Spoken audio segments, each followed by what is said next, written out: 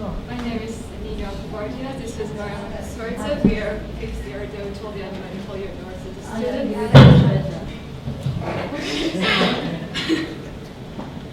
So we are 5th year total medical university students, and today's discussion topic is pediatric MS and notice in diagnosis and treatment. So as we all know, multiple sclerosis is a demyelinating disorder that most commonly affects adult population, but it can also be seen in the pediatric population. So there is no, and this in pediatric population, it's associated with many challenges because the disease affects child's cognition, their identity, emotional status, and also neural development. So there is no worldwide data available about the prevalence of MS, but there are data from individualized countries and MS centers, and this data states that there is increased incidence of the disease in pediatric population. So there is also variable sex ratio from which is age dependent. So as you can see on the slide, up to the age of 6, there is slight male predominance, and after age of 12, there is female predominance. This can be explained by the factors that puberty is an independent factor that plays a role that affects females to get the disease. So there are other risk factors on the slide, and I would like to emphasize on the most important risk factors. So here it's written the risk factors, and the most important risk factors are previous Epstein-Barr virus infection, also vitamin D deficiency, and genetic predispositions such as HLA-DRB1. Here. Okay, there are several important differences to consider multiple sclerosis in children. The first difference is that in children, immune system is still developing and central nervous system is still developing, so brain is more susceptible and vulnerable to damage. Also, another finding is that about in 98% of cases, this takes a course in terms of relapsing remitting course. Also, children get to experience more severe relapses and more frequent relapses, but they also tend to recover more fully. So this is another difference to consider. And the first attack is usually monofocal, but especially in young children, that it can present with polyfocal findings. The symptoms are very similar to those found in adults, and it's written here on the slide.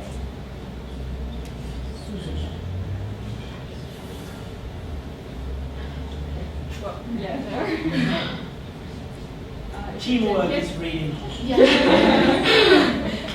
And one important difference is that in 20 to 50% of individuals children experience cognitive dysfunction. Again, this can be explained by the fact that brain is vulnerable to even a single episode of demyelination, and in this age group, optic pathways are still forming, and they're important in cognitive functioning.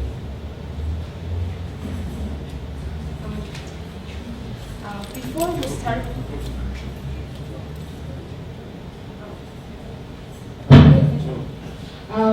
we start to discuss the reviewed 2017 McDonald criteria for diagnosis of multiple sclerosis, I would really like to draw your attention to several pediatric disorders that could actually mimic the signs and symptoms of multiple sclerosis in children and obscure its diagnosis. Acquired demyelinating syndromes are the specific classes of the disorders that are present in childhood population, and they have certain characteristics such as the localization of the disease course, the presence or absence of encephalopathy, and presence or absence of certain types of activities. With increasing evidence in the pathophysiology of ADS, 2 new IgG antibodies have been discovered, and these are the anti-aquaporin 4 and anti-myelin oligodendrocyte protein antibodies, or anti-MOG antibodies.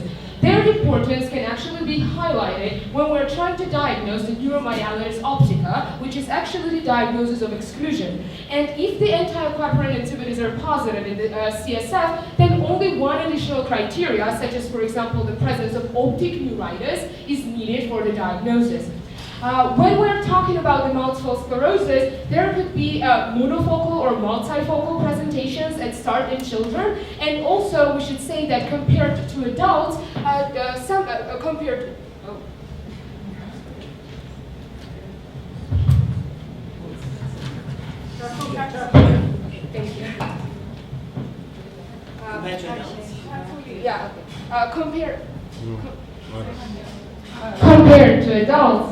compared to adults and children with multiple sclerosis, we might get the monophasic disease. And also, some children who are presenting with relapsing pattern of ADS might actually not have multiple sclerosis. When we see the encephalopathy in a child, we would never consider, not importantly consider multiple sclerosis, because the encephalopathy is most likely associated with ADEM, or the acute disseminated encephalomyelitis, which is a polyfocal central nervous system attack, and it is usually monophasic. However, children with ADEM can have the relapses, and then the disorder is termed the multiphasic disseminated encephalomyelitis.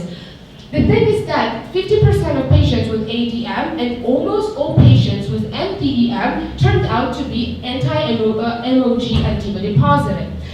This actually was important because the MOG antibody positivity was associated with lesser degree of the CSF oligoclonal bands, which are so specific for multiple sclerosis, and also with the lesser degree of pleocytosis in the CSF, which is the hallmark of multiple sclerosis in pediatric population. Also, the MOG antibody discovery has led to the redistribution and reclassification of patients who were previously thought to have multiple sclerosis into a group of disorders of MOG antibody-associated demyelinating syndromes. And this is important, clinically relevant, because the latter disorder, the MOG antibody-associated demyelination, does not respond to the first-line therapy of multiple sclerosis, which is the interferon beta and the glycerol acetate. Also, we would like to emphasize on the fact that clinically isolated syndrome, which is the first presentation, sometimes the first presentation of ADS in children, is actually a monofocal, monophasic. However, it could be polyfocal sometimes, such as the presence of optic neuritis and, for example, tingling or numbness in the leg, can sometimes progress into the multiple sclerosis throughout the disease course. And there are certain types of the risk factors. And there is about like 60 to 80% of risk of CIS to progress to multiple sclerosis in pediatric population if we have the evidence of the MRI lesions that are so similar to multiple sclerosis. Now I would like to assess the fact that even though multiple sclerosis is so vastly studied, there is not a single clinical sign, symptom, or laboratory study that could identify multiple sclerosis right away. So the physician has to assess lots of different aspects of the disorder. For example, first thing is that there should be a documented lesions in at least 2 different brain regions, or spinal cord, or optic nerve. And also there should be the presence of dissemination of disease over time. And most importantly, physicians should eliminate all other possible causes of the symptoms and signs in the child. The revised 2017 McDonald criteria actually incorporated the MRI and the CSF findings that could actually speed up the diagnosis of multiple sclerosis. And the major changes were that now the presence of intrathecal oligoclonal bands can be substituted for disease progression over time in association if there is the typical CIS attack and if there is the requirements are met for dissemination in space. Second thing is that the symptomatic lesions are now included into the DIS and DIT. And thirdly, and most importantly, the cortical gray matter lesions, if they are present with juxtacortical lesions, can be considered as the dissemination in space. Now I would like to really emphasize on the radiological studies and the MRI and the use of magnetic resonance imaging for diagnosis and follow-up of multiple sclerosis. Because the MRI features are kind of different in children and in pediatric population, and it actually serves a window in order to understand the biological aspects of multiple sclerosis from its earlier on phase. The conventional MRI techniques are used and implemented in clinical practice and diagnostic criteria of multiple sclerosis. I would like to say that if we understand the pathophysiology of the disease, it's easy to understand why during the active inflammation the blood-brain barrier gets damaged. the intravenous gadolinium contrast just leaks out in the parenchyma, and we get the T1 weighted hypergadolinium enhanced lesions. Actually, this stays only for about a month, and after that, it usually fades away. And then we have the documented finding of the MS lesions in terms of the T2 hyper-enhanced lesions. And the Dawson's finger, which are the radiological hallmark, is also really easy to understand if we consider that during the pathophysiology of the disorder, the demyelination occurs alongside to the perivascular areas, that's perpendicularly toward the ventricle surface. The T2 weighted lesional burden actually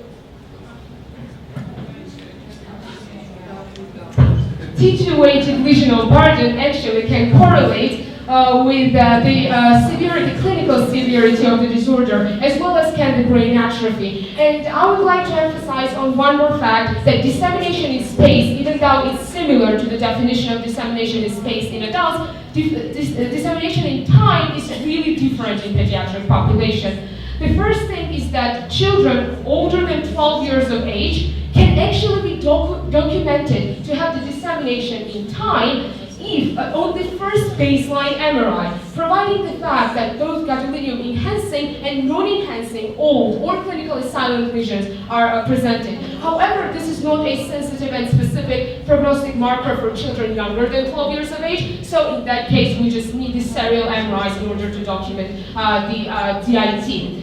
The one thing that I want to mention is that the T2, one-third of T2 weighted lesions actually transfer to the black holes, or the T1 weighted lesions, and they represent not only the demyelination, but also the permanent axonal loss. Nowadays, in terms of research field, there are the non-conventional MRI techniques that are incorporated, and they can show the MS effect on the neurodegenerative processes that goes on in central nervous system, and most importantly, they can detect abnormality in the white matters who appear to be normal on the conventional MRI. And one of the best examples is the volumetric studies of the brain, which considers the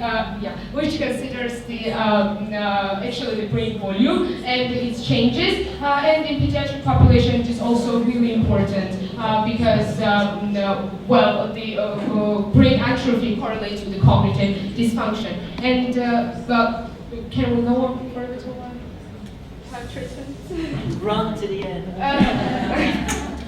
I would just say that there are some, that brain matter also matters in multiple sclerosis, and the lesions also correlate with the clinical cognitive severity. And there are other paraclinical studies, such as the optical coherence tomography, in order to study the neurodegenerative process in multiple sclerosis. And Nini will run through the treatment and then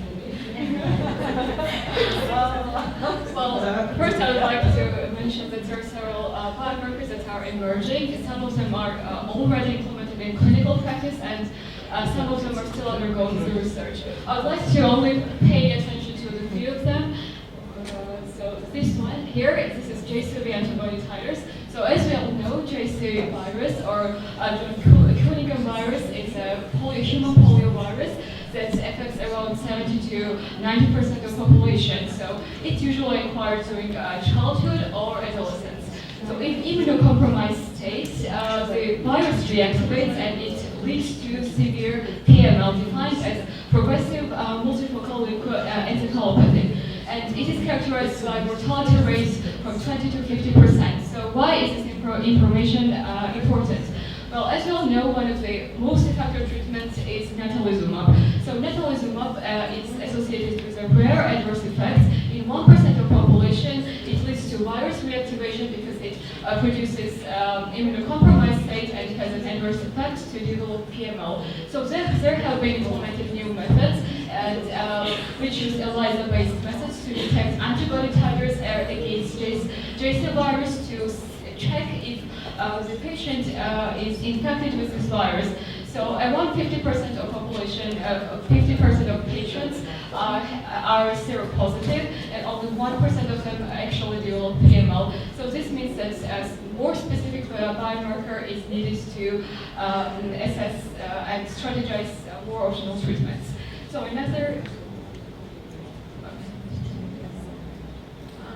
And here is a timeline from the first approval of the drugs, and I'd like to emphasize on this one. In 2018, FDA approved Gilenya, or fingolimod, in the treatment specifically for pediatric patients. Gilenya is sphingosine 1 receptor modulator. When it binds, and this receptor is expressed on T lymphocytes. So when Gilenya binds to the receptor, it leads to activation of receptors and followed by internalization and degradation of the receptor. And the final effect is that T cells are halted in the lymph nodes. They cannot cross the blood-brain barrier, and hence they cannot cause inflammation of the nervous system. So there was one cohort study that compared interferon beta 1 to fingolimod, and both of them showed decrease in annual relapse rate, but fingolimod was associated with fewer relapse cases and also fewer MRI hyperintense lesions.